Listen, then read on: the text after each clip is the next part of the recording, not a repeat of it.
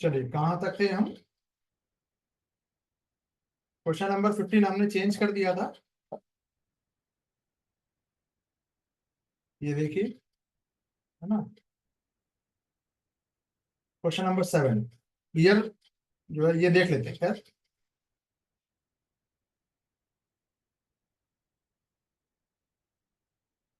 चलिए कुछ तो हुआ पॉजिटिव। बधाई हो शेखर जी आपको।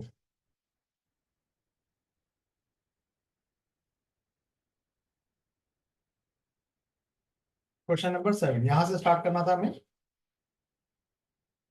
चलिए, कार्बन डाइऑक्साइड अप्रोच की बात आ रही है। अभी तक मुझे थोड़ा सा कमेंट करके पहले आप लोग ये बता दीजिए, अप्रोच अभी तक कितना परसेंट आप लोगों को समझ में आ रहा है कि अप्रोच क्या है यूपीएससी का? पहले थोड़ा सा आगे बढ़ने से पहले मैं ये जान लूं।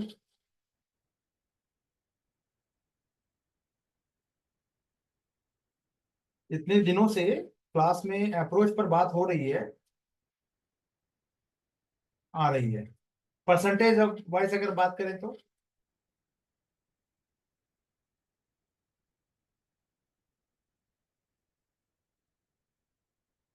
चलिए, परसेंटेज वाइज कुछ उतरी की चलिए ठीक है, ये भी सही है, अच्छा लगा। अच्छा मजाक है, चलिए ठीक है। कार्बन डाइऑक्साइड मानव जनित यानी CO2 के बारे में देखिए, फिर से आ गया। मानव जनित उत्सर्जन के कारण आसन्न वैश्विक यानी ग्लोबल वार्मिंग को लेकर, ठीक है ना, उसमें कमी लाने के संदर्भ में पूछा गया है कि ग्लोबल वार्मिंग अगर हो रहा है तो कार्बन डाइऑक्साइड का जो रिलीज हो रहा है इमिशन है, उसका ग्लोबल वार्मिंग के साथ क्या हो सकता है। तो निम्नलिखित में से कौन सा कथन कार्बन पृथक्करण के लिए संभावित स्थल हो सकते हैं? कहाँ कहाँ से आप इसको कौन कौन से स्थान से आप कार्बन को अलग कर सकते हैं, या फिर ठीक है संभव स्थल हो सकते हैं, ठीक है। यानी CO2 के बारे में कुल मिला के बात करें तो कार्बन स्क्वेराइजेशन की बात की जा रही है, और पूछा जा रहा है यहाँ पे ह्यूमन एक्टिविटी को लेकर। तो जब भी सवाल आएगा वो ह्यूमन एक्टिविटी को लेके ही आएगा। कभी कभार वो जैसे कि कार्बन डाइऑक्साइड कहाँ कहाँ रिलीज हो जाता है, अगर ऐसे भी एक क्वेश्चन बन सकता है कि CO2 कौन कौन सी प्राकृतिक जो क्रियाएं हैं उससे रिलीज होता है। जैसे कि मीथेन के बारे में पूछा जा चुका है ऑलरेडी कि प्राकृतिक किन किन प्राकृतिक कारणों से मीथेन रिलीज हो रहा है। उसमें मुझे जहां तक याद आ रहा है एक TCS का क्वेश्चन भी आया कि धान का खेत, लोगों ने उसको भी मार दिया, उस ऑप्शन को भी टिक कर दिया। जबकि धान का खेत तो भाई वो तो ये ह्यूमन एक्टिविटी है ना, पूछा गया है प्राकृतिक में, नेचुरल बेसिस पे, ठीक है। चलिए, तो परित्यक्त और अलाभकर कोयला भंडार, कोयला भंडार से क्या CO2 गैस रिलीज होती है? बिल्कुल होती है बॉस, और मीथेन भी होता है, ठीक है। अच्छा, समाप्त तो हो रहे तेल भंडार, तो यहां से भी होगा बिल्कुल, तेल और गैस भंडार से भी CO2 गैस निकल रिलीज होती है। अच्छा, और क्या है? भूमिगत गहरी खारी संरचना या खाई वाली जो संरचना है वहां से, तो बिल्कुल ग्राउंड अंडर, अगर जमीन से नीचे के स्तर की बात करें तो यहां से भी कार्बन डाइऑक्साइड जनरेट होता है। और ये तीनों में से दो जो हैं, ये क्या है, सॉरी, मानव जनित है। तीसरा ये भी मानव जनित है, क्यों? क्योंकि ये गहरी, आपने अगर गहरी कहीं खुदाई की है तो वहां से भी संरचना वगैरह जमीन में जाके बनाया है, तो वहां से भी कार्बन मानव जनित है। देखिए ध्यान दीजिएगा, मानव जनित की बात हो रही है। तो ऐसा ही कुछ सवाल जो है वो मीथेन को लेकर पूछा जा सकता है। क्लियर? चलिए, तो कार्बन पृथक्करण क्या है, पहले ये जान लेते हैं। ये ग्लोबल इमिशन को कम करने में CO2 को कैच करके उसको स्टोर करने की एक प्रक्रिया है, यानी कहीं डब्बा बंद करके रखने वाली प्रक्रिया, ऐसे समझो। तो इससे हवा से इंडस्ट्री हुआ, पावर स्टेशन, यहाँ से कार्बन को कैप्चर कर लिया जाता है और उसको अंडरग्राउंड स्टोर कर लिया जाता है। इसी को कहा गया है कार्बन कैप्चर। कार्बन कैप्चर खर्चीली प्रक्रिया होगी, ठीक है, मशीन लगा दी गई, और बेसिकली ईटा भट्टा हो गया, या फिर ये, अब यहाँ इंडिया में तो ये पॉसिबल नहीं है, लेकिन बड़े बड़े जगह पे फिल्टर लगाए जाते हैं, जो इंडस्ट्री है वहां पे फिल्टर लगाए जा रहे हैं, तो कार्बन कैप्चर किया जा रहा है वहां पे। ठीक है, ये इंपॉर्टेंट था। बाकी टाइप्स की बात करें तो पृथक्करण के प्रकार क्या क्या होंगे।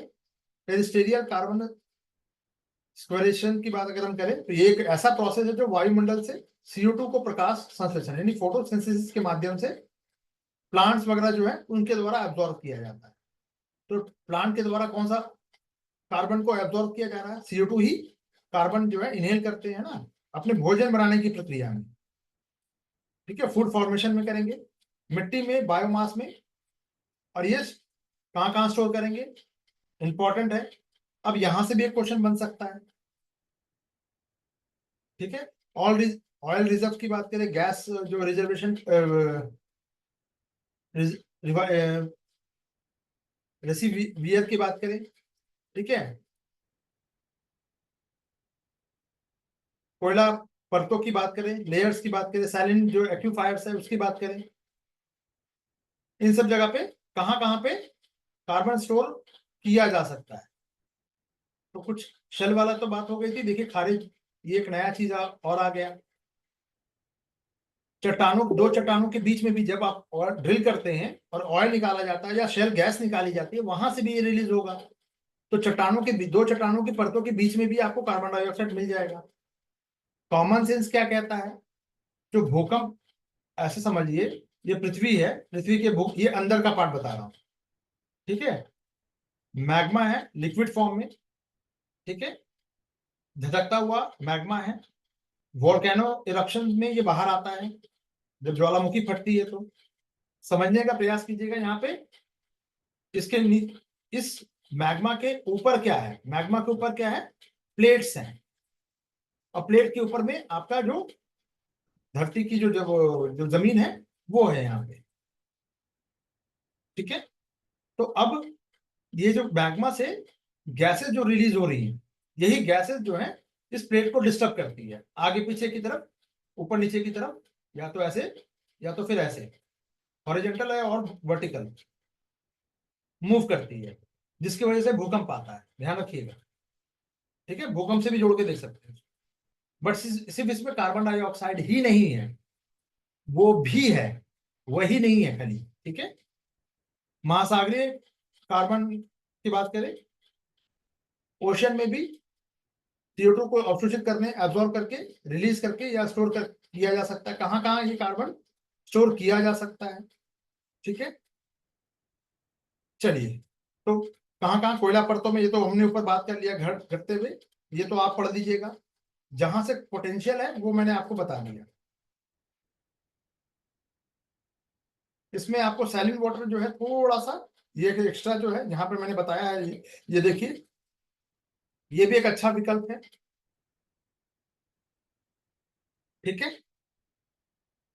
चलिए, तो जितना, अब कार्बन डाइऑक्साइड की बात करें, अगर हम एक सीक्वेंस मुझे ध्यान में आ रहा है कि अगर बेसिक क्वेश्चन पे यूपीएससी जाएगा तो क्वेश्चन कैसे फॉर्म करेगा। तो सबसे ज्यादा ग्लोबल वार्मिंग के लिए घटते क्रम में, घटते क्रम में कौन कौन सी गैसेस हो सकती है, सबसे ज्यादा वायु मतलब नुकसानदायक कौन सा होगा, जो लंबे समय तक बना रहेगा। मेरे नोट्स में जाइएगा, एनवायरमेंट वाले नोट्स में, वहां पे ये आपको क्रम मिल जाएगा। शशांक जी, ये सबको, सबके लिए अवेलेबल है, आपके पास भी होगा, पीपीटी में भी है और हैंड रिटन में भी है, तो आप दोनों में से जो भी चाहें आप उसको देख सकते हैं। ठीक है, पढ़ाने के दौरान ये थोड़ा याद आया कि जैसे मीथेन है, उसके बाद कौन होगा, CFC गैसेज है, उसके बाद कौन होगा, CFC गैस के बाद HCFC गैसेज है, और क्या क्या होता था, ग्लोबल वार्मिंग के लिए अलग है। ठीक है, और क्लाइमेट चेंज के लिए अलग है, ध्यान रखिएगा, ग्लोबल वार्मिंग के लिए अलग है और क्लाइमेट चेंज के लिए अलग होगा। दोनों ही सीक्वेंस मैंने बता रखे हैं, आप उसको वहां से जाके देख लीजिए। ठीक है, आइए कछुए की बात कर लेते हैं भाई। कछुआ बार बार आ रहा है, अच्छा, ये कछुए पे क्या इस बार भी इंपॉर्टेंट हो सकता है क्या? देखो कितना पता है आप लोगों को, कितना एक्टिव है। कैसे? कछुआ इस बार इंपॉर्टेंट क्यों है भाई? कैसे मान लूं आपकी बात?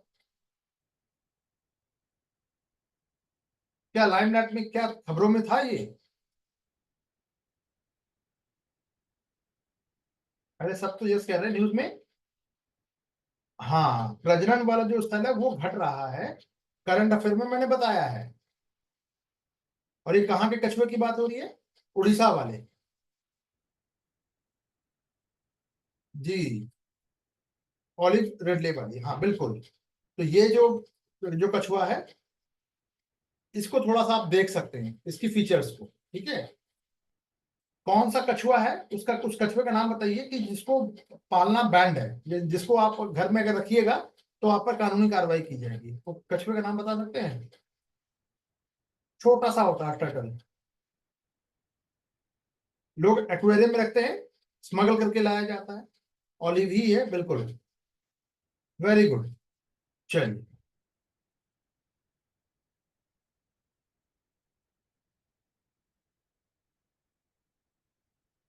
जी, नहीं उनका घर ही है ना। तो वो तट, कोस्टल का नाम क्या है? अच्छा, उड़ीसा की जो का जो कोस्टल एरिया है उसका नाम बता सकते हैं आप लोग? गहीर माथा, ये कोस्टल तट का नाम हुआ? अरे कोस्टल पूछ के आ रहा हूं मैं। गहीर माथा की बात नहीं कर रहा हूँ, उसकी बात नहीं कर रहा हूँ मैं, कोस्टल तट का नाम पूछ रहा हूँ। उत्तरी सरकार, एक बार देखिएगा जरा सा। Golden beach? नहीं नहीं नहीं नहीं नहीं। कोस्टल एरिया का नाम क्या है, मैं ये पूछ रहा था। चलिए, आइए कछुए की बात कर लेते हैं। तो ये 1972 का जो वन्य जीव वाला है, उत्कल। उत्कल नहीं, उत्तरी सरकार है ये। आप एक बार चेक कर लीजिएगा, ठीक है। उत्तरी सरकार।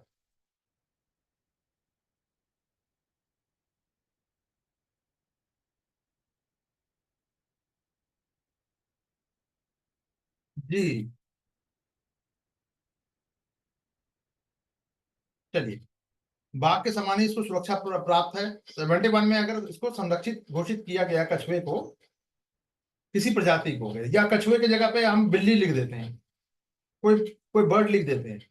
अगर किसी भी इस लिस्ट में, अगर शेड्यूल 1 में उसको लिस्टेड किया गया है, प्रिजर्व किया गया है, तो उसका मतलब क्या है?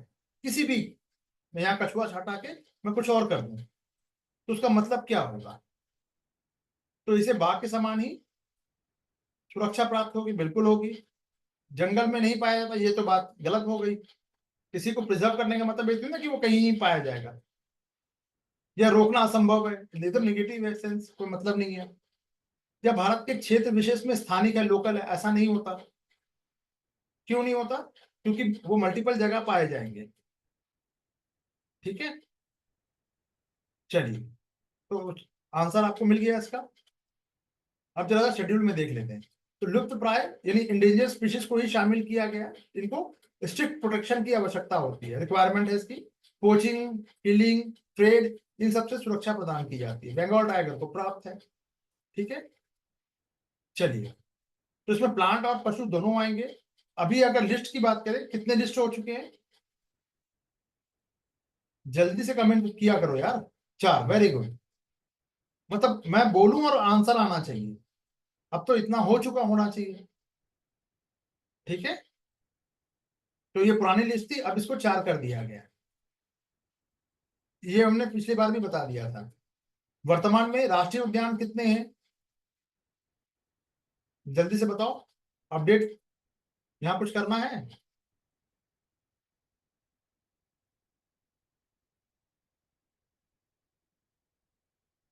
106 हो गया है। शेखर जी, इसको ठीक कर लीजिएगा थोड़ा सा। 106 ही है।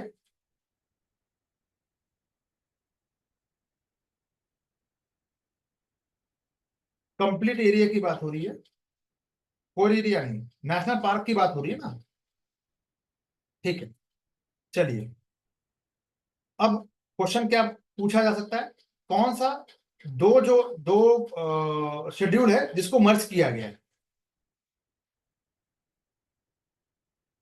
एनीबडी?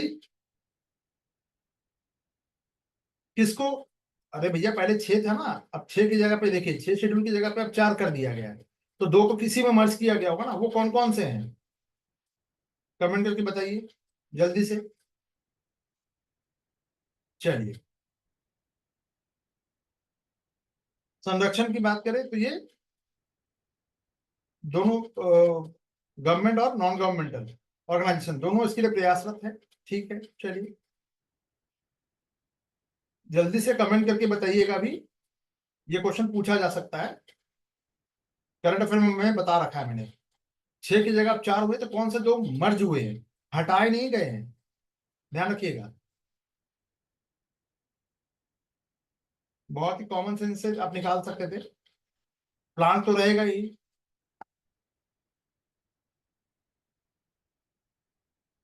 एक बार चेक कर लीजिएगा। चलिए, बहुत सारी चीजें देखिए टुकड़ों में। हाँ, ध्यान रखिएगा, 3 और 4 है। ठीक है, अब जरा सा करंट अफेयर में कुछ चीजें बता दे रहा हूँ, कुछ चीजें यहाँ पे डिस्कस हो जा रही है। ठीक है, कुछ चीजों में डाउट हो रहा है तो मैं उसका अलग से एक्सप्लेनेशन दे दे रहा हूँ, तो आपको तीनों को मिला के करना होगा, तो यहीं पे सारा अपडेशन और सब कुछ मिल जा रहा है, तो भटकने की जरूरत नहीं है। ठीक है, चेंज से मना किया गया था, आप लोगों ने ही कहा है, कॉल करके भी कहा है कि भाई चेंजेस नहीं अब कीजिएगा। ठीक है भाई, तो इसमें जो थोड़ा बहुत एक आध वर्ड में या कुछ नंबर्स में अगर चेंजेस है तो मैं करवा दे रहा हूँ यहाँ पे। ठीक है, चलिए, संरक्षण, वन्य जीव संरक्षण अधिनियम 1972 किस जानवर का शिकार किसी व्यक्ति द्वारा कानून द्वारा प्रदत्त कुछ प्रावधानों के अलावा नहीं किया जा सकता? यानी कुछ को तो मार सकते हैं और कुछ को बिल्कुल नहीं मार सकते हैं। ऐसे तो शेर भी अटैक करे तो आप उसको भी मार सकते हैं, अपनी जान बचानी है तो पहले आप शेर को मार सकते हैं। ठीक है, लेकिन आप जंगल में जाके शेर का शिकार कीजिए, ये नहीं हो सकता। शेर अगर, चलिए, तो घड़ियाल है, जंगली गधा है, जंगली भैंसा है, संख्या में ज्यादा है। ठीक है, घड़ियाल की बात कर लेते हैं जरा सा। घड़ियाल चंबल नदी में पाया जाएगा। चंबल नदी पर कौन कौन से डैम बने जो है वो है इंदिरा सागर, गांधी सागर। ठीक है, चलिए, तो सभी अनुसूचियां एक प्रजाति है। ठीक है, मतलब अनुसूची 1 में प्रजातियां हैं, इसमें शामिल है। ठीक है, प्लांट्स होंगे, ये सारी चीजें हमने बात कर रखी है। अब थोड़ा सा पैरामीटर्स देख लेते हैं। देखिए, पैरामीटर्स जो पूरा दिया गया था, जिसमें कि अब 3 और 4 को 1 कर दिया गया है। अब इतना तो याद रहेगा नहीं आपको, बट आप लोगों को थोड़ा सा दिल मांगे मोर वाली बात थी, तो इसीलिए दे दिया गया। इंग्लिश हिंदी दोनों में दिया गया है। काम की चीज क्या है, जो मैंने ऊपर बता रखी है, इसको आप चाहें तो आप छोड़ सकते हैं।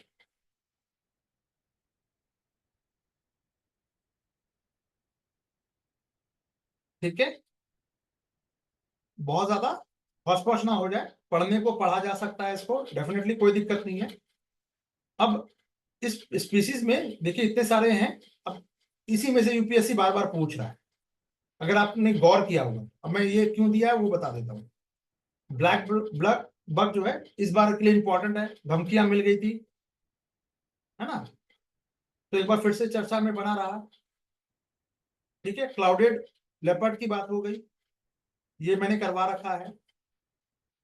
स्वैम्प डियर, हिमालयन बियर है। तो इन सब के बारे में अगर आप, बहुत ज्यादा नहीं बट इन सब के बारे में आप देख सकते हैं थोड़ा सा। जैसे कुछ इंग्लिश मीडियम के बच्चों ने मुझसे कहा कि सर और क्या क्या देख सकते हैं, तो मैं कहता हूँ भैया इतना ही देख लो, सफिशियंट। उठा के देख लीजिएगा, इससे बाहर नहीं गया यूपीएससी। गोल्डन लंगूर पूछा गया, हुक्को गिब्बन पूछा गया, घड़ियाल पूछा गया, डुडोंग पूछा है, ग्रेट इंडियन बस्टर्ड पूछा है, जंगली गधा पूछा है। तो भाई जितना पूछ लिया इतना ही कर लो ना, क्या प्रॉब्लम है। चीता पूछ ही लिया है, स्टैग पूछ लिया है, गोल्डन मछली पूछ ही लिया है, ये बिल्ली जो है फिशिंग कैट जो है वो पूछा, ये नहीं पूछा है, पर लॉयन टेल मैकॉक जो है ये पूछा गया है, राइनोसोरस पूछा गया है। तो आप इसके डिटेल को करके जा सकते हो। ठीक है, दूसरा ये है। तो ये जो लिस्ट है बस इतना ही सफिशियंट है, मतलब दिल मांगे मोर, मैं फिर से रिपीट कर दे रहा हूं, दिल मांगे मोर कहे तो आप इतना करके जाओ। फ्लाइंग फॉक्स देख लो, स्क्वेरल वगैरह सब पूछा गया है। नहीं, वो चमगादड़ था, यहाँ फ्लाइंग स्क्वेरल है, ये उड़ने वाली गिलहरी। तो 1 और 2 में कौन कौन है? इसमें थोड़ा सा मैं, जैसे स्पर्म वेल है, इस बार कौन सा वेल बहुत ज्यादा चर्चा में भी कुछ दिन पहले था? जल्दी से कमेंट करके बताइए कौन सा वेल था। एक वेल के बारे में पूछा गया ना भाई, अभी लाइन में था, स्पर्म वेल ही है, तो क्यों नहीं पूछा जाएगा? किंग कोबरा, कोबरा एकमात्र स्नेक है जो छत्र बनाता है अपना, पूछा गया है।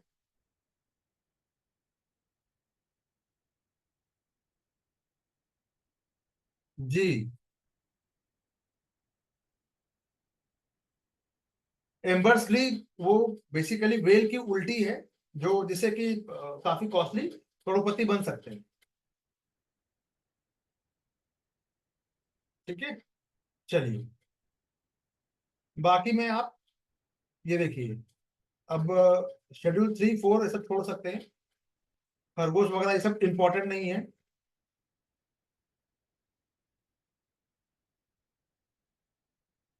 एक फ्रूट बैट भी पूछ लिया गया है। ठीक है, हॉर्स शू, केकड़ा करके जा सकते हैं, किंगफिशर जा सकते हैं। ठीक है ना। प्लांट्स में, प्लांट्स में एक minute, blue Wanda, red Wanda करवा रखा है करंट अफेयर में, जाके देख सकते हैं। अभी संडे कल है, कल पर, अब संडे तक तो मुझे लगता नहीं कि हो पाएगा, बट कोशिश करूंगा कि संडे तक आप लोगों को मैं दे दूं। कितना हो पाएगा वो देखने वाली बात होगी, बट कोशिश रहेगी कि 12 बजे तक या 2 बजे तक, 2 बजे तक मैं आप लोगों को इसको शेयर कर दूं। इकोनॉमी एंड एनवायरनमेंट दोनों। फीचर प्लांट, हाँ फीचर प्लांट पूछ लिया, घटपर्णी पूछा है, उसका डिटेलिंग में मैंने दे रखा है आप लोगों को, ये सब आप देख सकते हैं। ठीक है, चलिए, वाइल्ड लाइफ क्राइम की बात करें, ठीक है, खतरा पैदा करती है ये सब, चलिए छोड़ दीजिए, ये सब आप पढ़ लीजिएगा। वैश्विक जलवायु परिवर्तन गठबंधन, कोलिएशन की बात हो रही है। क्यों है कोलिएशन की बात? तो ये यूरोपीय संघ की एक पहल है, ये जो कोलिएशन बनाया गया, ये इनिशिएटिव किसका था? कोई अगर ग्लोबल लेवल पे कोई अगर स्टेप लिया जा रहा है तो वो किसका इनिशिएटिव हो सकता है? जैसे यूपीएससी की कई एग्जाम को यूपीएससी कंडक्ट कराती है। ठीक है, टारगेटेड विकासशील देशों, देश को जलवायु परिवर्तन को अपने विकास नीतियों और बजट में एकीकृत करने के लिए तकनीकी और वित्तीय सहायता प्रदान की जाती है। बिल्कुल बात, एकदम सही बात, इसीलिए तो कोलिशन बनाया गया है। इसका समन्वय विश्व संसाधन संस्थान और सतत विकास, सस्टेनेबल डेवलपमेंट के लिए इस काउंसिल द्वारा, विश्व वर्ल्ड ट्रेड काउंसिल द्वारा किया जाता है। ये तो फालतू की बात है, चलिए ये नहीं होगा। दो चीजें समझ में आई। ठीक है, अब जरा सा देख लेते हैं, क्लाइमेट चेंज से निपटने के लिए एक ग्लोबल जो अलायंस बनाया गया है, ग्लोबल क्लाइमेट चेंज अलायंस, इसके बारे में थोड़ा सा जान लेते हैं। तो ये यूरोपीय कमीशन का एक इनिशिएटिव है। ठीक है, इसमें global climate change alliance plus बहुत सारे, देखिए प्लस एक परियोजना बनाकर इसको 15 में फर्स्ट स्टेज उसको लॉन्च किया गया था। ठीक है, पेरिस के साथ ये अलाइनमेंट है इसका, पेरिस समझौता ठीक है, SDG 2030 के लिए और सस्टेनेबल डेवलपमेंट गोल को बढ़ावा देने की रणनीतिक फोकस है। ये 3 पॉइंट है, बस आपको इतना करना है। अब इतना अगर आप लोगों ने अपने कॉपी में अंडरलाइन कर लिया है तो बहुत ज्यादा डिटेल में जाने की, यानी इसको अगर रिवीजन करने बैठिएगा, आपने पूरा पढ़ लिया है मैं ये मान के चल रहा हूँ, बट अंडरलाइन मैंने वहीं पे किया है जहां आपको एग्जामिनेशन के लिए इंपॉर्टेंट है। सीधा का सीधा आपको एग्जामिनेशन हॉल में दिखेगा ये। ठीक है, अभी विश्वास करना मुश्किल होगा आपके लिए, है ना। मेरे लिए तो मुश्किल नहीं है, क्योंकि मुझे पता है, मैंने बनाया तो मुझे पता है और पहले पढ़ाया भी है ना। उसी को यहाँ पे इनकॉर्पोरेट इंटीग्रेट कर दिया है मैंने। तो जितना इसके इसके साथ सोना उठना बैठना कीजिएगा उतना फायदेमंद है। अब 50-55 दिन बचा हुआ है, 55 दिन में आप यही बेस्ट कर सकते हैं। ठीक है, चलिए अब इसका पर्पस क्या है। तो यार पर्पस कॉमन सेंस की बात है कि जो लीस्ट डेवलपिंग कंट्री जो है, डेवलपिंग कंट्री और लीस्ट जो डेवलप कंट्री है, उनके लिए स्मॉल आइजन ये भी इसमें शामिल होगा, जो क्लाइमेट चेंज आ रहा है तो उनके साथ डायलॉग और कोऑर्डिनेशन को मजबूत करना, यानी कुल मिला के क्लाइमेट चेंज के लिए उनको और एम्पावर करना है कि भैया आपको कुछ टेक्नोलॉजी दे देते हैं, कुछ इंफॉर्मेशन दे देते हैं, कुछ नॉलेज दे देते हैं, कुछ टेक्नोलॉजी ट्रांसफर कर देते हैं। इस तरह की बातें हैं ताकि एडवर्स इफेक्ट से आप बच सके, अपने अस्तित्व को बचा सके। ठीक है, चलिए तो यहाँ पे क्या ध्यान दीजिएगा, तकनीकी और वित्तीय सहायता प्रदान करना है। उनको बताया जाएगा कि देखिए आप अपने बजट में इन सब बातों को इनकॉर्पोरेट करो, डालो। इंडियन गवर्नमेंट भी कर रही है ना। चलिए, तो इसके अलावा आधिकारिक रूप से अब काम की चीज क्या है, WRI, WB, CSD, FAO, UNDP, ये सब जो है आधिकारिक रूप से आधिकारिक पृष्ठ पे है, ये मतलब इस ऑर्गेनाइजेशन के साथ शामिल है। ठीक है, चलिए तो आपदा विभिन्न क्षेत्र में परियोजनाओं में समर्थन करते हैं, ये एग्रीकल्चर में भी समर्थन करते हैं, वाटर है, डिजास्टर मैनेजमेंट इसमें शामिल होगा। हो गई बात खत्म। मेरे लिए इसको पूरा पढ़ने की जरूरत नहीं, क्योंकि मैंने ही बनाया है भाई, है ना। लेकिन आप लोगों को पूरा पढ़ना होगा, कम से कम 2 बार तो पढ़ना ही है पूरा, भले आपको पता हो भले आपको ना पता हो। ठीक है, चलिए निम्नलिखित कथनों पर विचार करना है, चलिए फिर से विचार कर लेते हैं। अल्पकालिक जलवायु प्रदूषक, देखिए फिर प्रदूषकों को पॉल्यूटेंट को कम करने के लिए क्लाइमेट, जलवायु और स्वच्छ वायु गठबंधन G2O समूह देशों की अनूठी पहल है, इनिशिएटिव लिया गया है।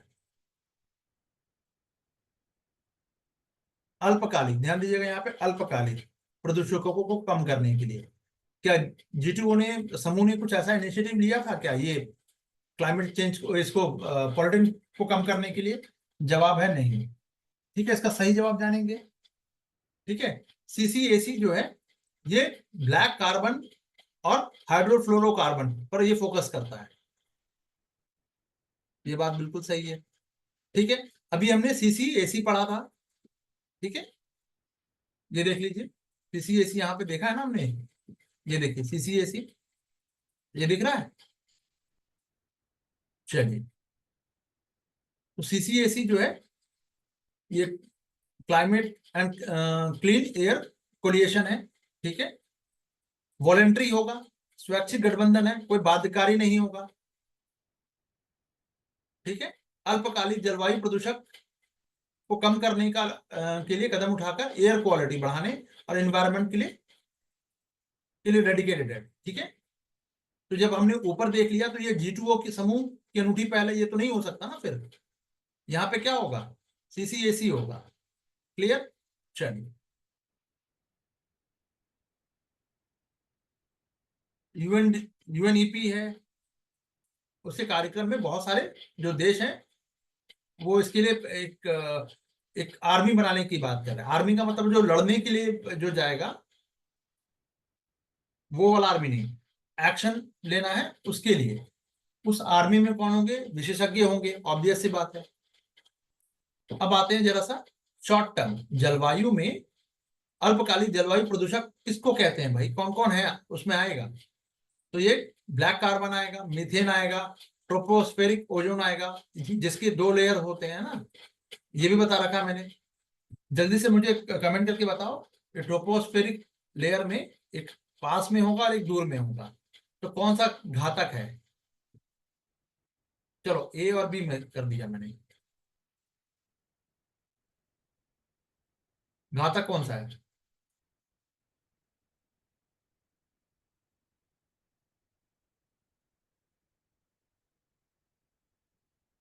अच्छा, नहीं, मेरे चश्मे से मुझे मिसबा क्या नाम है, गुलक्षा अलवी जी, मैं माफी चाहूंगा, ये जी है। हाँ ठीक है, आपने एकदम सही पकड़ा।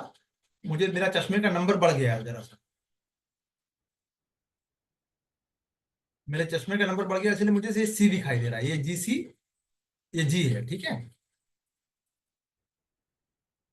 मुझे ओ क्यू दिखाई दे रहा था कई बार, ऐसा हुआ मेरे साथ। तो मुझे अपना आई चेकअप भी करवाना है। अब संडे का दिन रख रहा हूँ कि मैं जाके थोड़ा चेकअप करवा ही लूँ, क्योंकि बहुत ज्यादा अब इन 3 महीने में काम हो गया है, तो इसका कहीं ना कहीं मुझे प्राइस पे करना पड़ेगा, है ना। जी, मेरे अंधे होने से पहले आप लोग बन जाओ, ठीक है। चलिए, ये CCAC है ऊपर, ये देखिए ग्लोबल क्लाइमेट, ये भी GC है, सॉरी, GCAC है ना, फाइनेंस ये अलग है, सॉरी, GCFA है ये, ठीक है। चलिए, यहाँ पे ये CCAC होगा, ये ठीक लिखा है मैंने, ठीक है। चलिए,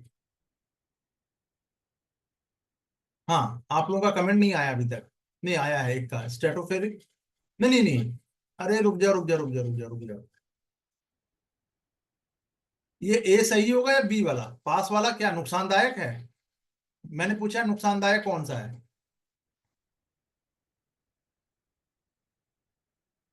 वेरी गुड, चलिए, ट्रोपोस्फेरिक, ठीक। अब मैं पीछे वाला भी कुछ कुछ पूछता रहूंगा ना, ग्राउंड लेवल वाला, ठीक है, बिल्कुल सही है। चलिए, तो CCAC जो है परियोजना और जो इनिशिएटिव है, ये शॉर्ट टर्म जो पॉल्यूटेंट है उसको कम करने के लिए काम करता है, जलवायु प्रदूषण के बारे में अवेयरनेस फैलाएगा, ठीक है। विभिन्न क्षेत्रों में की जो परियोजना है उसमें समर्थन भी किया है, जैसे एनर्जी है, ट्रांसपोर्टेशन है, एग्रीकल्चर है, वेस्ट मैनेजमेंट है, सब में जो भी पॉल्यूटेंट है उन सब में ये परियोजनाओं में भी हेल्प करता है, ठीक है। चलिए, सरकार को मदद भी करता है भाई, नीतियां बनाने में, बनाता नहीं है, नीतियां और योजना बनाने में मदद करता है ये। क्योंकि नीति बनाना, अगर ये काम करने लगे किसी कंट्री के लिए, तो सॉवरेनिटी कॉम्प्रोमाइज हो जाएगी, है ना। चलिए, इसीलिए वॉलंटरी है, यहाँ पे एक वर्ड आया था ना कहीं पे, वॉलंटरी है ये देखिए, स्वैच्छिक वॉलंटरी है। क्यों है वॉलंटरी? क्योंकि अगर ये ऑर्गेनाइजेशन इंडिया के लिए, सपोज भारत के लिए बनाने लगे नीतियां, तो भाई हम अपने लिए जिम्मेदार है ना, सोवेनिटी, सोवेनिटी का क्वेश्चन रेज हो जाएगा, ठीक है। चलिए,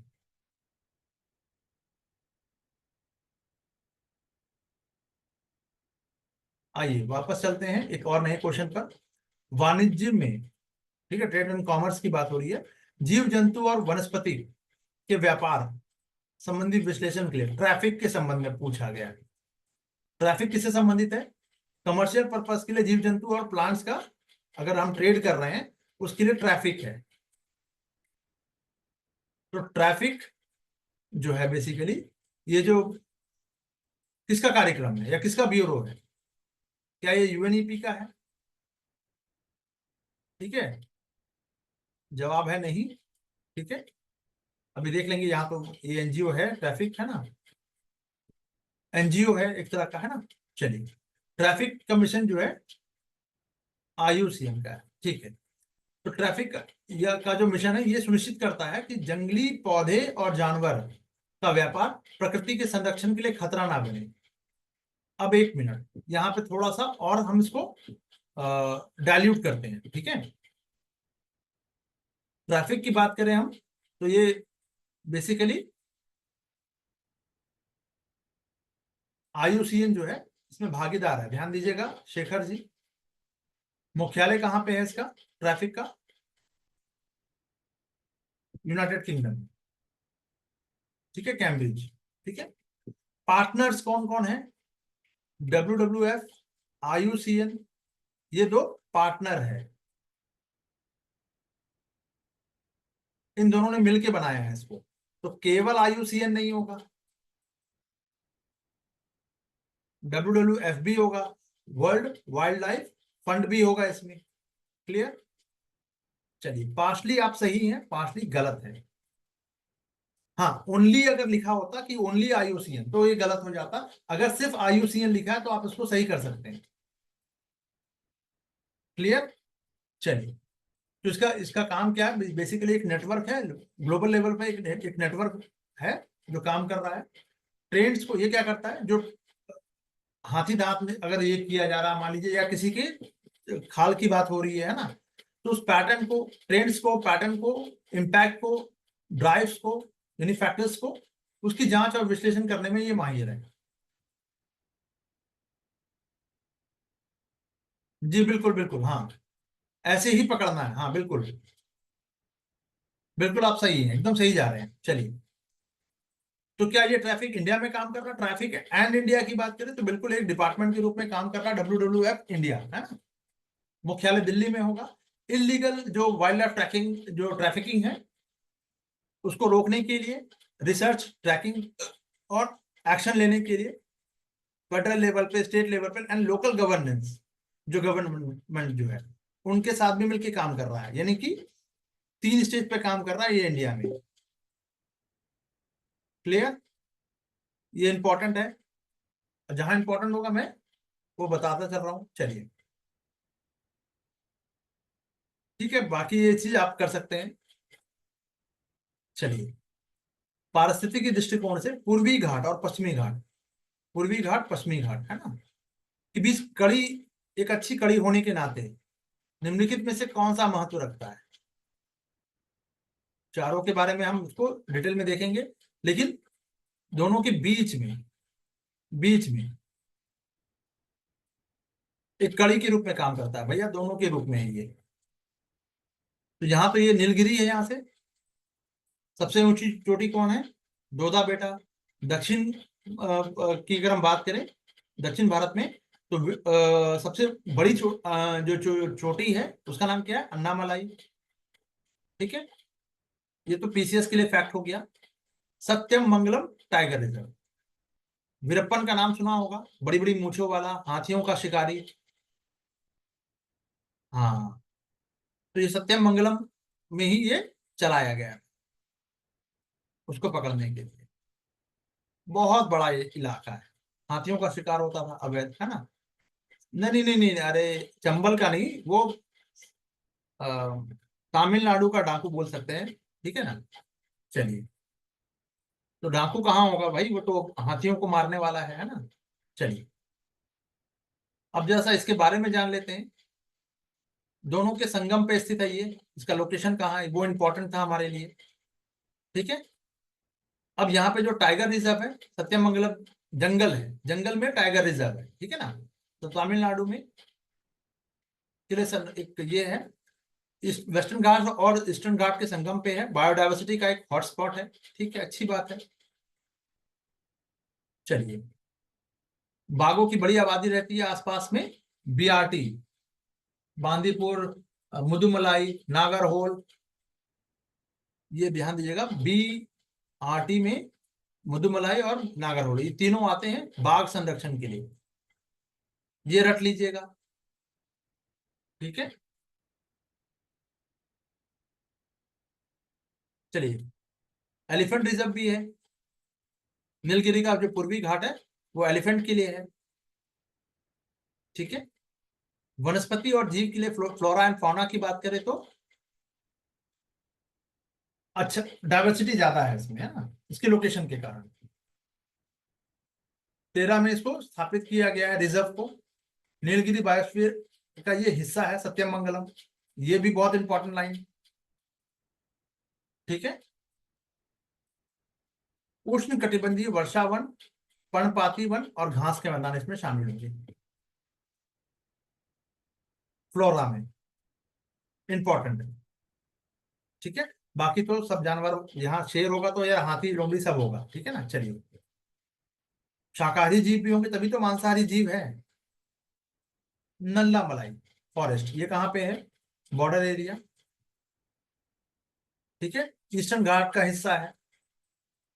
ठीक है। गोंडवाना लैंड जो फॉर्मेशन है इससे जुड़ा हुआ है ये।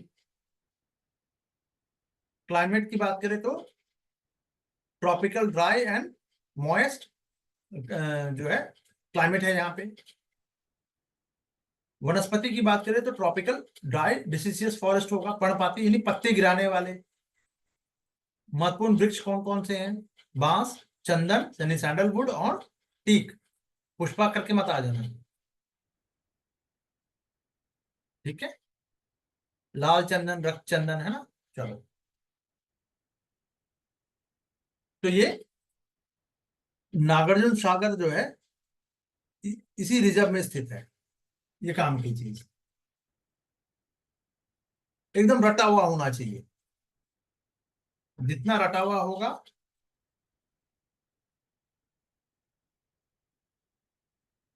कम से कम 10% अगर आप रट के जा रहे हैं, पीवाईक्यू को तो 100% रट के जाना है। ठीक है। तो ये 30% के आसपास आप मान के चलो कि आपका टास्क कंप्लीट हो गया। 20% आप नोट से कर सकते हैं। लेकिन अब नोट्स में जाने का समय नहीं है। अब 50 दिन बच रहा है, 50-55 दिन, 50 to 55 डेज है, तो आप इसी पे ही स्टेगनेंट हो जाओ। अब नोट्स पढ़ना, अगर मल्टीपल टाइम रिवीजन हो गया, 4-5-7 बार कर चुके हो, ठीक है, तो कोई इशू नहीं है। अदरवाइज अब नोट्स में मत, मतलब बुक पे बिल्कुल भी मत जाना, इधर उधर भटकना नहीं, अपनी एनर्जी को बचा के रखो। ठीक है। चलिए।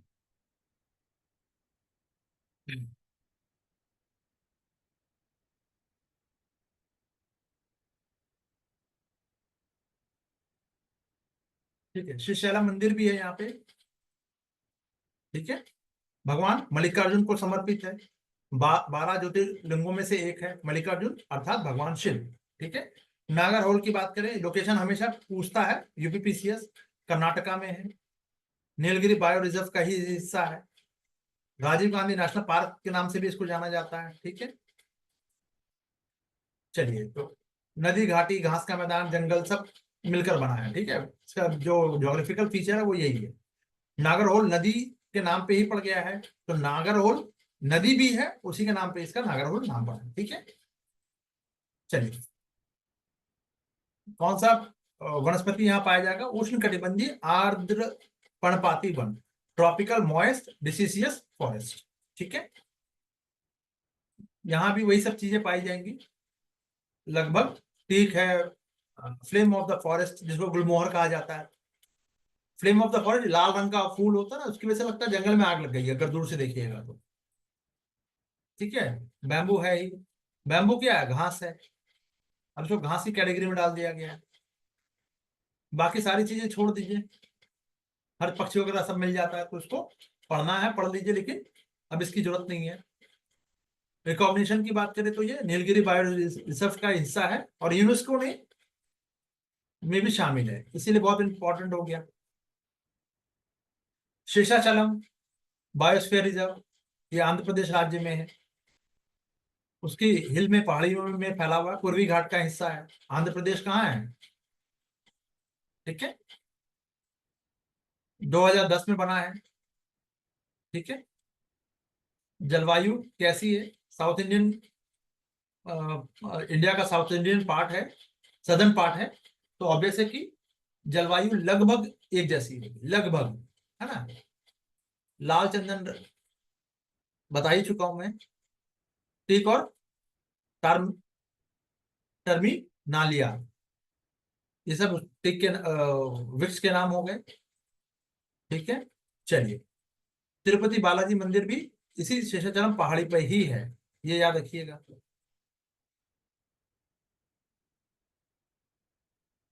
ठीक है,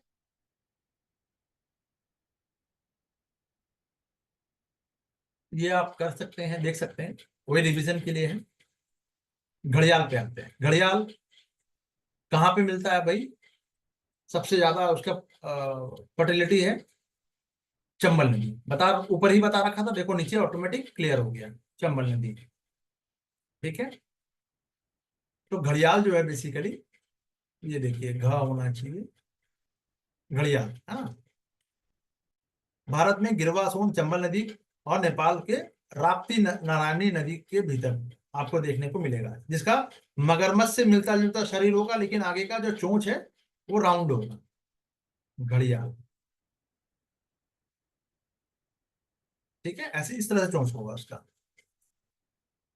ध्यान दीजिएगा, घड़ियाल गहरे मीठे पानी में आवासों में रहते हैं, गहरे मीठे पानी में, ना कि मीठे पानी और खारे पानी दोनों में। ठीक है, तो मगरमच्छ प्रजातियां निवास करती है, ठीक है, या खारे पानी के मगरमच्छों का घर है। ये क्या हो गया? दोनों में नहीं रहेगा। ये स्टेटमेंट, अच्छा स्टेटमेंट को मैंने ले लिया है शायद यहाँ पे। ठीक है, खारे पानी के जो है, घड़ियाल कहाँ रहता है? मीठे पानी में, और मगरमच्छ कहाँ रहता है? खारे पानी में। ठीक है, ये याद रखिएगा। मगरमच्छ की जो क्रोकोडाइल है, अच्छा एलिगेटर एंड क्रोकोडाइल में क्या डिफरेंस है? अब एलिगेटर को एलिगेटर ही कहेंगे, हाँ बताइए, मगरमच्छ और एलिगेटर में क्या डिफरेंस है? एनीबडी? एनीबडी?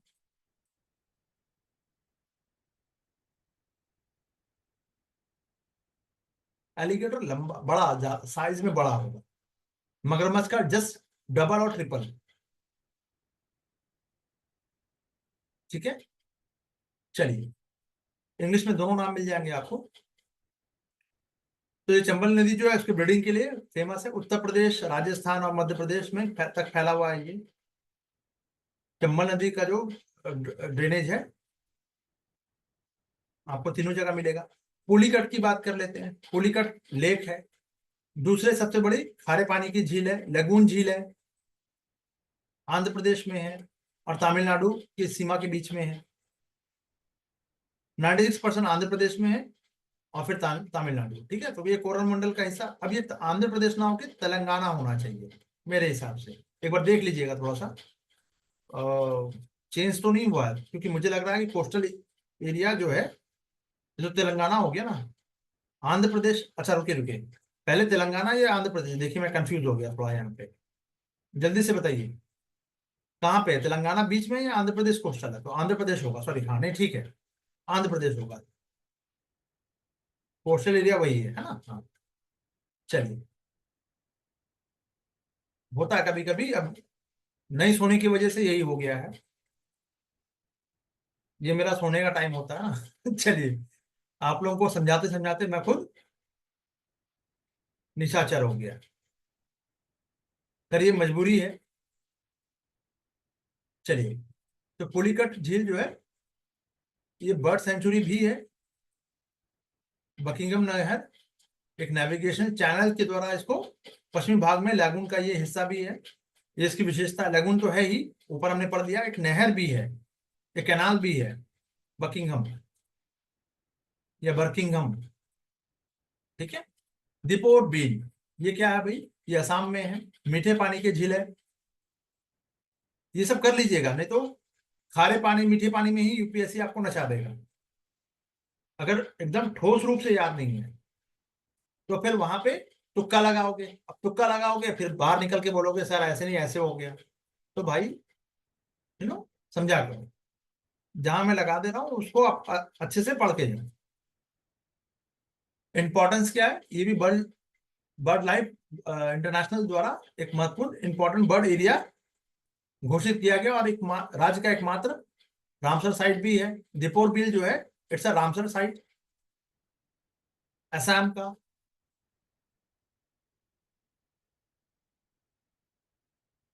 घड़ियाल की बात करें इंडेंजर्ड स्पीशीज में है, कोलीगट में कई माइग्रेटरी बर्ड भी आते हैं, और दीपोर बिल तो ये एक्वाटिक ऑर्गेनिज्म का ये घर है, जलीय जीवों का घर है, ऐसे भी आप कर सकते हैं इसको। दीपोर बिल कहाँ है, असम, ठीक है। चलिए अब थोड़ा सा 16th में आते हैं। एक रिपोर्ट आई थी गाडगिल रिपोर्ट और कस्तूरी रंगन कमेटी की रिपोर्ट थी, तो ये दोनों जो रिपोर्ट बार बार जो देखने को मिलता है वो पश्चिमी घाट के संरक्षण के लिए करंट अफेयर में कम से कम 20 बार करवाया होगा। ये वही पश्चिमी घाट का एरिया जहाँ पे इनका हेलीकॉप्टर क्रैश हुआ था, हमारे जो फर्स्ट जो चीफ ऑफ आर्मी स्टाफ जो थे sir Vipin Rawat sir, CDS, हाँ बिल्कुल, ठीक है। तो काफी लाइमलाइट में है, उत्खनन ज्यादा हुआ है, बारिश ज्यादा हुई है, लैंडस्लाइड ज्यादा हुआ है, पर्यावरण प्रदूषण के कारण या फिर जो और एक्टिविटी हो रही है उससे वो डिस्टर्ब हो रहा है ना, उस पर ये रिपोर्ट थी। चलिए, इकोलॉजिकल सेंसिटिव एरिया है, ठीक है। रिपोर्ट 13 में ये गठित की गई थी, ठीक है। कुछ सिफारिश की गई, इन्होंने कहा कि 37% जो है इकोलॉजिकल सेंसिटिव एरिया के रूप में नामित करने की सिफारिश की थी, जहां पे माइनिंग, उत्खनन, सैंड माइनिंग, ये सब सब पर ब्लैंकेट बैन लगाने की बात कही गई थी, ठीक है।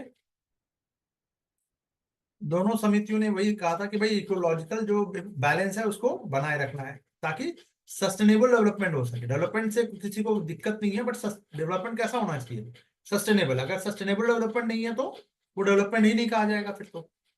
क्लियर, चलो। थोड़ा कस्तूरी रंगन कमेटी की जो रिपोर्ट थी गाडगिल के कंपैरिजन थोड़ा ज्यादा बैलेंस थी, ठीक है। चलिए नेक्स्ट आते हैं गंगा एक्शन प्लान। जो जो टॉपिक में आपको जो आपके जो ऑप्शन है उसी से हम उसको थोड़ा सा देखो। यूपीएससी कई बार क्या करता है, अपने ऑप्शन के साथ ही एक नया क्वेश्चन फ्रेम करता है, तो वो देख लेते हैं। लॉन्च कब हुआ, 1985 में, राजीव गांधी के समय में हुआ था, गंगा की सफाई के लिए था, बीओडी की मात्रा की बात थी। गुलाब शाल्वी जी, बीओडी आ गया, चलिए ठीक है। अभी यमुना की सफाई चल रही है, हालांकि ये भी चल रहा है और वो भी चल रहा है, दोनों दोनों नदियों पे सफाई चल रहा है, ठीक है। पुराना गंगा नदी वाला है 1985 का, ठीक है। इंदिरा गांधी के मरने के एक साल बाद, ऐसे समझो। 84 में राइट भी हुआ है, उनकी किलिंग भी है, फिर राइट हुआ है ना। चलो, पर्पस क्या है कि क्वालिटी को इम्प्रूव करना है, ठीक है। तो प्रदूषण खत्म करेंगे तभी तो डायरेक्ट फॉर्म में आप नदी में कूड़ा करकट ना डालें, सीधी सी बात है। इंडस्ट्रियल जो म्युनिसिपल और डोमेस्टिक जो वेस्टेज है सीधे गिरने से उसको पहले फिल्टर लगा लिया जाए, है ना। सीवेज ट्रीटमेंट प्लांट वगैरह जो है वो बैठाया जाए, ठीक है। चलिए, अब ये गंगा तो यहाँ हो चुका है ना बॉस। अच्छा, उसी का ही एक पार्ट 1 जो है, ये बेसिकली उत्तर प्रदेश, बिहार और पश्चिम बंगाल को में 25 नहरों को कवर किया गया था। स्टेप बाय स्टेप चल रहा है, ठीक है। तो इतना पहला स्टेप जो है उसमें कुछ को ये किया गया, वृक्षारोपण लगाया गया, जन अवेयरनेस लाने के लिए ट्रीटमेंट वाटर ट्रीटमेंट प्लांट लगाया गया, सीवेज प्लांट को रोका गया, है ना। गैप 2 में क्या किया गया, गंगा एक्शन प्लान में, ये 93 में आया है, उसकी सहायक नदियों को शामिल कर लिया गया। बस इतना ही याद रखिएगा, काम चल जाएगा। यमुना, गोमती, लखनऊ वाला, दामोदर और महानंदा, ठीक है। चलिए,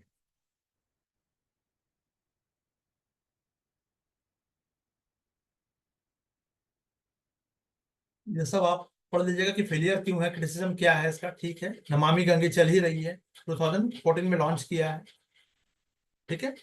वर्तमान यानी अ, अभी का कंटेम्प्रेरी या फिर कह करंट स्टेटस क्या है इसका, तो बहुत सारे प्रोग्राम चलाए जा रहे हैं, नमामि गंगे उनमें से एक है ना। चलिए, नदी रिवर लिंकिंग की बात करें, इसी के तहत में, सॉरी इसके तहत में, ये अलग टॉपिक हो जाएगा। तो आर्टिफिशियल तरीके से दो अलग अलग नदियां हैं, उसको जोड़ देना, ठीक है, जिससे कि जिस एरिया में पानी नहीं है उस एरिया में पानी पहुंच जाए। क्लियर कट बात। बाढ़ है तो शिफ्ट हो जाए। अगर पानी, बहुत सारा पानी आ रहा है किसी नदी में, और उसको, उस पानी को ह्यूज अमाउंट पे शिफ्ट कर दिया जाए दूसरी नदी में जहां पे बाढ़ की कोई समस्या नहीं है या पानी कम है, ऑब्वियस सी बात है कि थोड़ा सा राहत हो जाएगी, है ना। तो किस किस चीजों के लिए ऐसा किया जा रहा है, लक्ष्य क्या, ऑब्जेक्टिव क्या है? फ्लड है, ड्रॉट है, उसकी समस्या, सिंचाई की बात करें, पीने के पानी की आपूर्ति सुनिश्चित करना, हाइड्रो पावर, नेविगेशन के लिए को बढ़ावा देना, बहुत सारे पर्पस, मल्टीपर्पस होता है, सब है ना। चलिए, इम्प्लीमेंटिंग एजेंसी के, एजेंसी जो है कौन कर रहा है इसको? NWDA, national water development agency इसको क्रियान्वित कर रही है। बहुत इंपॉर्टेंट। और ये जल शक्ति मिनिस्ट्री के अंडर में काम करेगा, ठीक है। कुछ मेजर कंपोनेंट में देखें तो हिमालयन जो कंपोनेंट है, जैसे गंगा, ब्रह्मपुत्र और उसकी सहायक नदियां हैं, उसको आपस में जोड़ने की बात कही गई थी।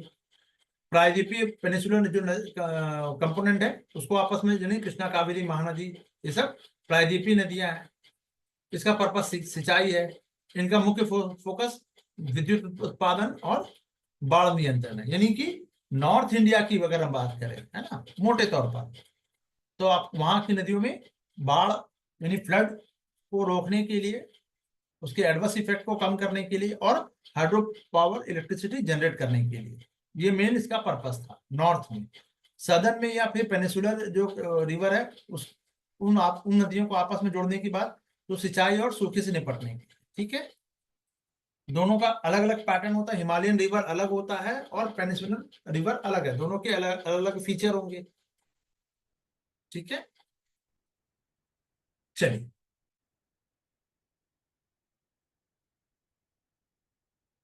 नदी जोड़ने की, ठीक है, केन बेतवा को सबसे पहले स्टार्ट किया गया था। फिर गोदावरी कृष्णा लिंक की बात हुई। फिर पार तापीय, जो ताप्ती नर्मदा जो है लिंक, ये तीन नदियां जोड़ने का प्रोजेक्ट चल रहा है अभी फिलहाल, ठीक है। तो इससे क्या होगा, पोटेंशियल बेनिफिट क्या होगा? कृषि को में स्थायी जल आपूर्ति मिल पाएगी, वाटर सप्लाई हो पाएगा, ड्रिंकिंग वाटर का समाधान हो जाएगा, इक्वल डिस्ट्रीब्यूशन हो जाएगा, आप हाइड्रो पावर जो है जनरेट कर सकते हैं, ग्राउंड वाटर रिचार्ज बढ़ेगा, है ना। चैलेंजेस भी होगा क्योंकि लोग विस्थापित होंगे, डिस्प्लेसमेंट होगा, एक आपस में नदियों को जोड़ने से हो सकता है हर नदी का अपना एक टेम्परेचर, वो होता है, क्या कहते हैं इसका, इसका अपना अपना फीचर है, तो कहीं इकोलॉजिकल बैलेंस इम्बैलेंस ना क्रिएट हो जाए। और ये छोटी मोटी खर्चे नहीं है, बहुत बड़े खर्चे की बात हो रही है, तो ह्यूज फाइनेंशियल कॉस्ट पड़ेगा इनिशियल लेवल पे। ज्योग्राफिकल और सिस्मिक रिस्क भी है, क्योंकि बहुत सारा पानी अगर दूसरे नदी में शिफ्ट कर रहे हैं और वहां की प्लेट अगर कमजोर हुई तो जमीन धंसेगी, दबाव पड़ेगा, तो भूकंप आने के चांसेस ज्यादा हो जाएंगे, है ना। चलिए, रिसेंट डेवलपमेंट क्या हुआ है, तो ठीक है, ये आप इसको देख सकते हैं, ट्रेन बेचवा, बाकी सारी चीजें मैंने बता दी है, ठीक है। एक मिनट दीजिएगा।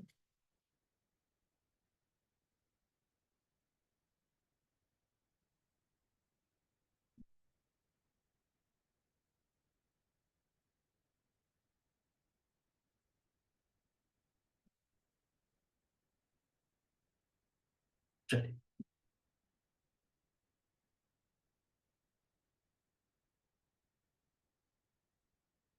हरित भारत मिशन, ठीक है। कोई मिशन की बात मैं कई बार बोल चुका हूं, मल्टीपल टाइम्स, जहां भी इंडिया का कोई मिशन अगर देखने को मिल रहा है, अच्छे से करना है, उसके सारे एस्पेक्ट्स को करते हुए, ठीक है। चलिए, अब देख लेते हैं, ये जो हरित भारत मिशन है, इसका ये किसको डिस्क्राइब कर रहा है, किन किन किन चीजों को? ऑब्वियस सी बात है कि ये सिंगल एंड फैक्ट नहीं होगा, ठीक है। तो ये, अब हरित भारत मिशन का मतलब पर्यावरण से संबंधित है, ठीक है। देखने में आपको क्या लगेगा गुलाब शालवी जी, कि पर्यावरण लाभ और लागतों को संघ और राज्य बजट में शामिल करना, जिससे कि हरित ऑडिट लागू किया जा सके। क्या ये मिशन इस बारे में था, ग्रीन ऑडिट के बारे में? तो जवाब है कॉमन सेंस लगाइए यहाँ पे थोड़ा सा। मिशन और ऑडिट दो अलग अलग चीज हैं, कॉमन सेंस यहीं पे निकल के आ गया। अगर थोड़ा सा ध्यान दीजिएगा, ऑडिट करना अलग चीज है और मिशन अलग चीज है। मिशन में खर्चा कितना हो रहा है ये ऑडिट करने का बात, ठीक है। तो ऐसे भी प्रेजेंस ऑफ माइंड अगर लगाइएगा, अगर ये घर पे लगा रहे हैं तब तो वहां बहुत अच्छा रिजल्ट मिलेगा, ये ध्यान रखिएगा। कृषि उत्पादन को बढ़ाने के लिए आप बोलोगे यार हरित भारत मिशन है, तो बिल्कुल कृषि के लिए हो सकता है, दूसरे हरित क्रांति की शुरुआत हो सकती है, भविष्य में सभी को फूड सिक्योरिटी मिल सकती है, बहुत अच्छा। मतलब आपको लग सकता है कि हाँ भाई 2 नंबर तो हो सकता है, बिल्कुल हो सकता है, अभी लगा लेते हैं। लेकिन अब इसको पकड़ेंगे कैसे? मिशन की बात हो रही, तो मिशन क्या होता है पहले तो मुझे ये बताइए। मिशन लिखा है ना यहाँ पे, मिशन क्या सालों भर के लिए आजीवन होता है? पहले मुझे ये बताइए, मिशन का जो मिशन मोड है मतलब कि त्वरित रूप से इसको काम क्रियान्वित करना, मिशन का मतलब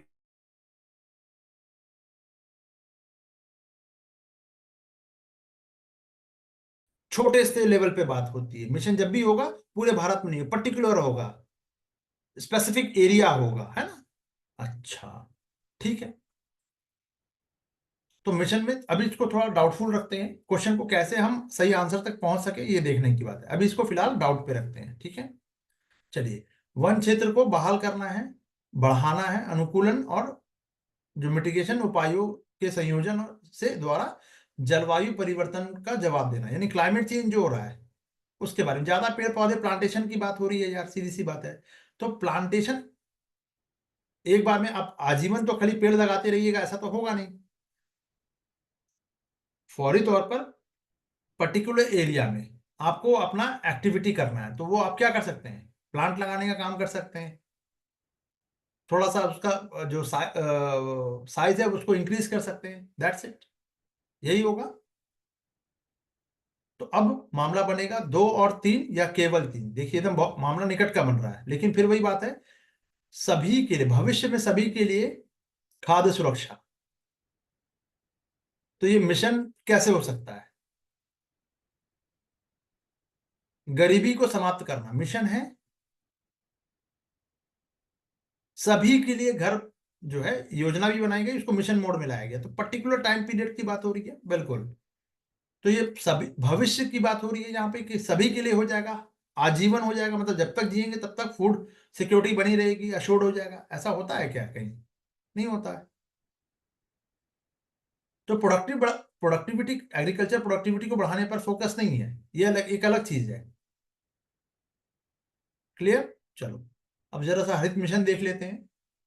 ये स्टार्ट किया था national action plan on climate change, ठीक है, शशांक दी। फूड सिक्योरिटी वैसे भी है सर, त्वरित प्रक्रिया नहीं हो सकती, बिल्कुल बिल्कुल, very good. Food security long term process है ना बॉस, सबको, मेरे बच्चे के बच्चे के बच्चे को भी मिल जाए खाना, 5 पीढ़ी बाद बात मैं कर रहा हूं, ठीक है। तो ऐसे भी ये मिशन फिर काम नहीं करेगा, चलिए ठीक है। तो मिशन का वापस आते हैं थोड़ा सा, कब इसको पेश किया गया था, लॉन्च ऑफ द जो मिशन था, तो भारत में घटते हुए जो वन क्षेत्र है उसको बढ़ाने के लिए, इंप्रूव करने के लिए किया गया था, ठीक है। चलिए, आप लोग के ग्रुप में मैंने शेयर किया है, कहीं करंट अफेयर में शायद शेयर कर दिया था प्री के टाइम में, मतलब ये कुछ दिन पहले मैंने शेयर किया है। फॉरेस्ट रिपोर्ट, फॉरेस्ट रिपोर्ट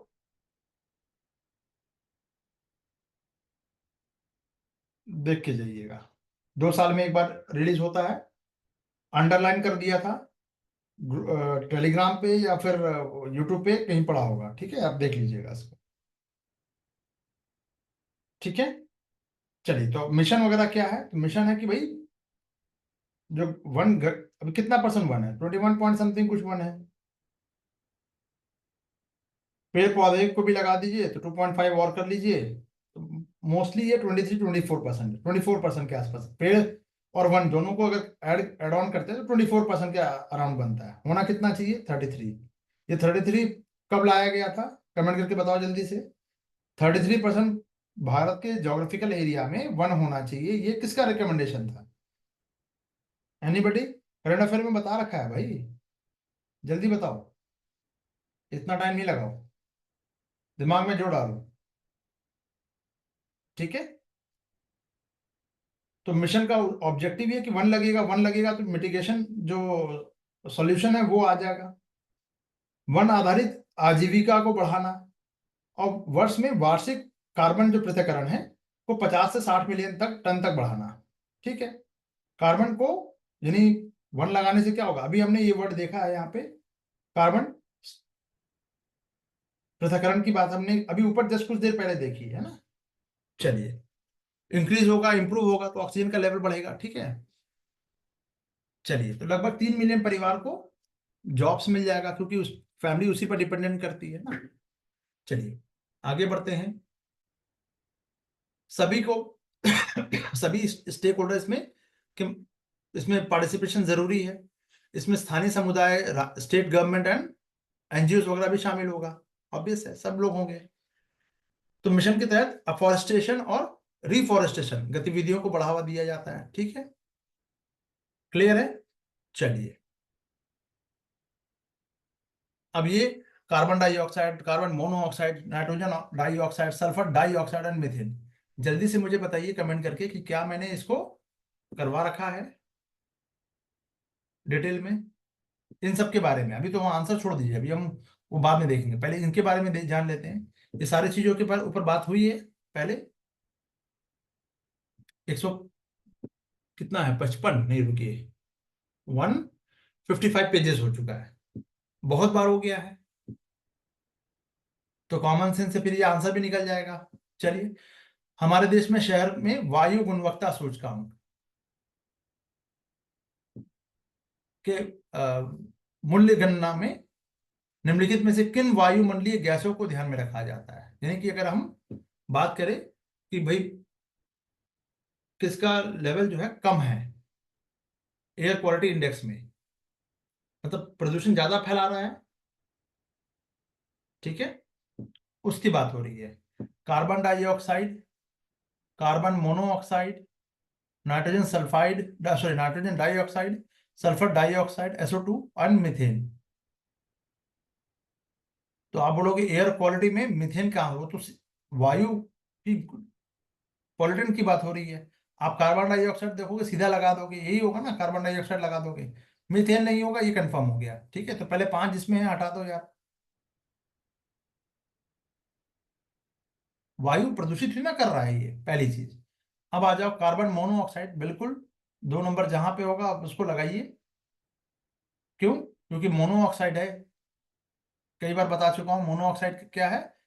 आप गाड़ी के धुएं वगैरह से निकलेगा, सिगरेट के धुएं में भी मोनोऑक्साइड होगा, कार्बन मोनोऑक्साइड, और फिर फेफड़े में घुस के फिर ये क्या करेगा, इनहेल आप कीजिएगा सांसों के द्वारा, तो इतना जहरीला होता है कि आपके क्लॉटिंग कर देगा ब्लड, रक्त में, ब्लड में जो ऑक्सीजन ट्रांसपोर्टेशन हो रहा है उस पर ब्लॉकेज लगा देगा, तो हार्ट अटैक हो जाएगा। ठीक है, चलिए, नाइट्रोजन ऑक्साइड की बात करें, सल्फर डाइऑक्साइड, तो सल्फर डाइऑक्साइड कहाँ से निकलता है, रिलीज होता है? भाई सल्फर तो गाड़ी वगैरह से भी निकलता है। ठीक है, तो गाड़ी से निकल रहा है, ठीक है, हो जाएगा। नाइट्रोजन ऑक्साइड बिल्कुल हो जाएगा। कार्बन मोनोऑक्साइड ये कंफर्म हो गया। अब आप बोलोगे CO2, CO2 में जरा सा देख लेते हैं। CO2 की जगह पे क्यों इसका आंसर जो है 2 3 4 है। ठीक है, तो अभी तक क्योंकि एयर क्वालिटी इंडेक्स एक आंकड़ा बताएगा, आंकड़े में बेसिकली कि भाई अगर वो बढ़ने लगे तो जनसंख्या पर क्या इसका एडवर्स इफेक्ट पड़ेगा। ठीक है, तो जमीनी स्तर पे ओजोन के लेवल को दर्शाने के लिए किया जाता है AI का प्रयोग। अब यहाँ पे आपको देखने को मिल गया मीथेन, ओजोन नहीं, ध्यान दीजिएगा। ठीक है, बहुत इंपॉर्टेंट लाइन है ये ध्यान ध्यान रखिएगा। तो मानव स्वास्थ्य को खतरे में अगर अगर डालने वाले जो प्रदूषक है वो कौन कौन से हैं? भूस्तरीय ग्राउंड लेवल जो ओजोन है वो ज्यादा खतरनाक हो गया, पीएम हो गया, कार्बन मोनोऑक्साइड हो गया, सल्फर डाइऑक्साइड हो गया, नाइट्रोजन के ऑक्साइड हो गया। तो कार्बन डाइऑक्साइड को छोड़ दिया जाए तो सभी को ध्यान में रखा जाता है। एआई की गणना करते वक्त सभी का मतलब यहाँ पे इसको भी छोड़कर, मीथेन को भी छोड़कर, सभी का मतलब यहाँ पे ये है। ठीक है, तो इस शब्द में मत चलिएगा सभी को, शेष सभी को छोड़कर, तो ये शेष सभी को थोड़ा सा मिस्टेक होगा यहाँ पे, इसको ठीक कर लीजिए। कार्बन डाइऑक्साइड और मीथेन को छोड़कर ध्यान में रखा जाता है। ठीक है, चलिए एक्स्ट्रा फैक्ट क्या है? ठीक है, 0 से 500 के बीच का पैमाना होगा, मेजरमेंट होगा। अगर 0 है तो सबसे अच्छी वायु, 500 है तो सबसे खराब वायु, रेड हो गया। दिल्ली की हवा को के बारे में यही ख्याल होता है ना। चलिए,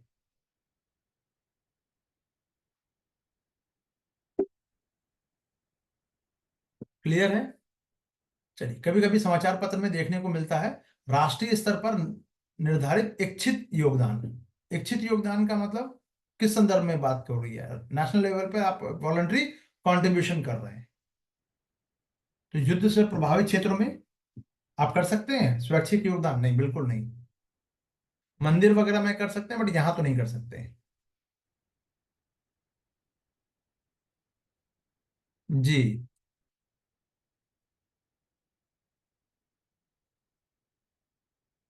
ठीक है। चलिए, तो जलवायु परिवर्तन विश्व वैश्विक देशों द्वारा तैयार की गई योजना है। ये जो intended nationally determined contribution, INDCS, विश्व के देशों द्वारा तैयार की गई निपटने के लिए जो क्लाइमेट चेंज के जो चैलेंजेस हैं।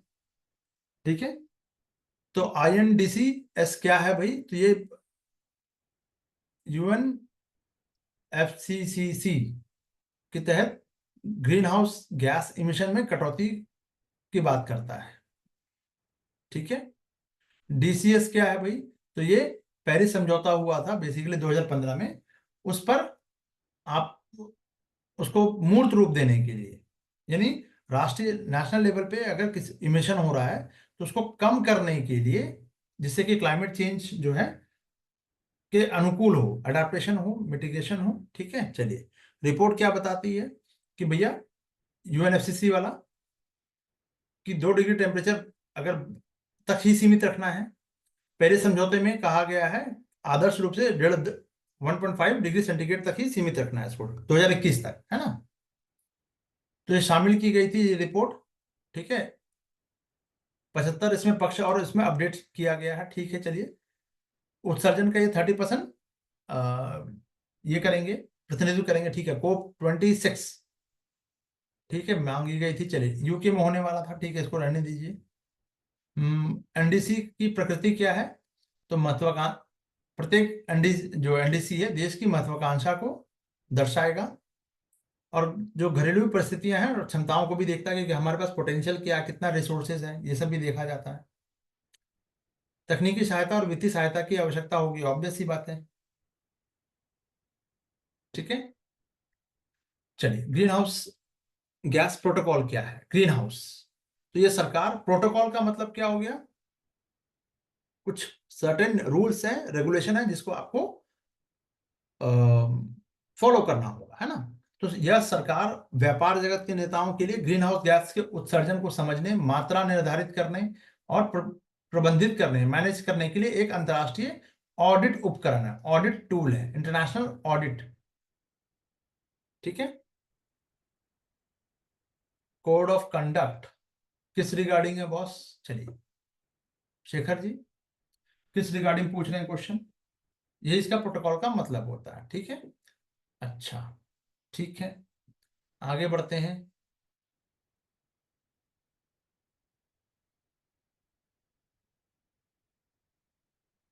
डिटेलिंग देख लेते हैं। तो ग्रीन हाउस गैस का जो मानक है, प्रोटोकॉल है, वो सबको ऑनलाइन प्रशिक्षण वगैरह दिया जा रहा है कि सब लोग फॉलो करें कम से कम, है ना, ताकि जो CSGS जो GHG गैस है ना, ग्रीन हाउस गैस जो है, उसको मापने और मैनेज करने में मदद मिल सके। ठीक है, अच्छी बात है। काम क्या है? काम है कि भाई पूरे राष्ट्र, शहर और व्यवसायों को, जो भी बिजनेस वगैरह है, उनको जलवायु लक्ष्य की दिशा में प्रगति और निगरानी में सहायता करने के लिए प्रोटोकॉल, उपकरण, ऑनलाइन ट्रेनिंग दी जा रही है। ठीक है। तो कुल मिला के ये उसको मापने का, मेजर करने का और मैनेज करने का, मेजर एंड मैनेज के रूप में इसको ये किया गया है, अलाइन किया गया है। ठीक है। सॉरी, यहाँ पे है, मेरी आंखें बंद हो रही हैं अब तो एकदम। चलिए, क्लियर है। चलिए, तो ये 70 के दशक में आया था। बेसिकली कॉर्पोरेट का ऑडिटिंग एंड रिपोर्टिंग करने के लिए एक अंतर्राष्ट्रीय मानक की आवश्यकता को पहचाना गया, यानी सबसे पहले बार इस तरह की प्रॉब्लम को एड्रेस किया गया। ठीक है। एक्स्ट्रा फैक्ट क्या होगा? तो ये ग्रीन हाउस गैस को मापने के लिए एक रिपोर्ट तैयार किया गया था। ठीक है। प्रोटोकॉल है ये, जीएसपी एक वैश्विक प्रोटोकॉल है। ग्रीन हाउस उत्सर्जन इमिशन को मेजर करने के लिए इस रिपोर्ट, मतलब मापने के लिए, उत्सर्जन को मापने और रिपोर्ट करने के लिए किया जाता है। ठीक है। तो ऑडिटिंग में बहुत सारे गाइडलाइंस वगैरह होंगी, ऑब्वियस है, सभी रिपोर्ट्स में होती हैं, जिससे कि उसकी जो कलेक्टिव जो मिटिगेशन की बात करें, है ना, जलवायु परिवर्तन शमन प्रयास की प्रभावशीलता, उसकी इफेक्टिवनेस, और उसको, उसका असेसमेंट करने के लिए इसको किया जाता है, इस प्रोटोकॉल का यूज। प्रोटोकॉल का यूज कहाँ किया जाता है? शमन के प्रयासों में और प्रभावशीलता का आकलन करने में। ठीक है। कोई दिक्कत परेशानी यहाँ तक? जल्दी से बताइए, आज के क्वेश्चन को यहीं तक रखेंगे। ठीक है।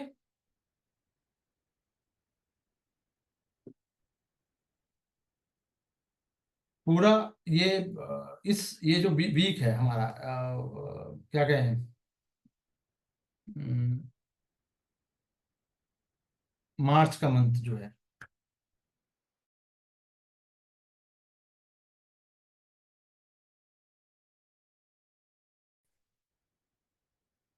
तो एक दिन में 9-10 पेज भी अगर करेंगे, 90 डेज का मतलब 9 डेज तो लगना ही लगना है।